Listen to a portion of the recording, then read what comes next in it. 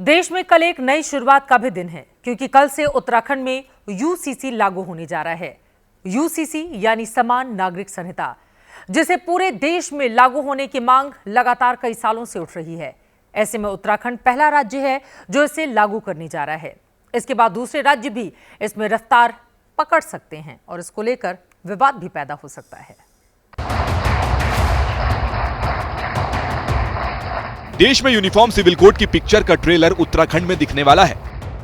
चुनाव के दौरान बीजेपी ने अगले 5 साल में पूरे देश में यूसीसी लागू करने का वादा किया था।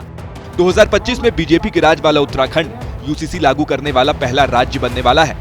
हम सबके लिए एक समान कानून, जो भारत के संविधान के अनुच्छेद 44 में जिसका प्रावधान है, उसको हम यहाँ 27 जनवरी 2025 में लागू करने जा रहे हैं। यूसीसी लागू होने के बाद उत्तराखंड के लोगों का सामाजिक जीवन दूसरे राज्यों से अलग हो जाएगा। वहां हर जाति समुदाय के व्यक्ति को शादी का रजिस्ट्रेशन कराना ही होगा। तलाक लेना होगा तो उसके नियम भी सबके लिए एक होंगे। हर समुदाय की लड़की की शादी की उम्र 18 साल ही होगी। यूसीसी के आने से उत्तराखंड में हलाला जैसी प्रथा बंद होगी। उत्तराधिकारी के तौर पर लड़का और लड़की बराबरी पर खड़े होंगे। ये सभी कायदे कानून यूसीसी पर बनी समिति की सिफारिशों पर बने हैं। 2022 के चुनाव में बीजेपी ने राज्य में यूसीसी का वादा किया था। इसके बाद रिटायर्ड जज की अध्यक्षता में कमेटी बनी। कमेटी ने सभी समुदायों से बात की। फिर अक्टूबर 2024 में ड्राफ्ट सौंपा और अब 26 जनवरी के अगले दिन राज्य में यूसीसी लागू हो जाएगा। यूसीसी केंद्र सरकार के विजन का भी हिस्सा है। पिछले संसद सत्र में पीएम ने यूसीसी के विरोधियों को इतिहास का पाठ पढ़ाया था।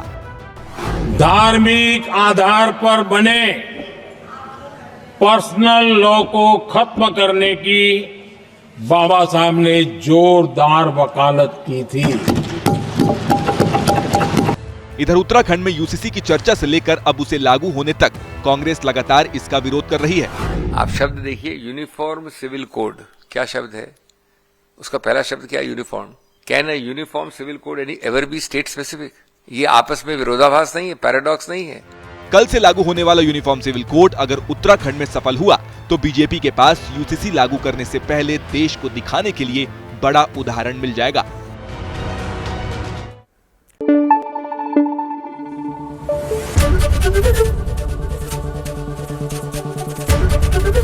एबीपी न्यूज आपको रखे आगे।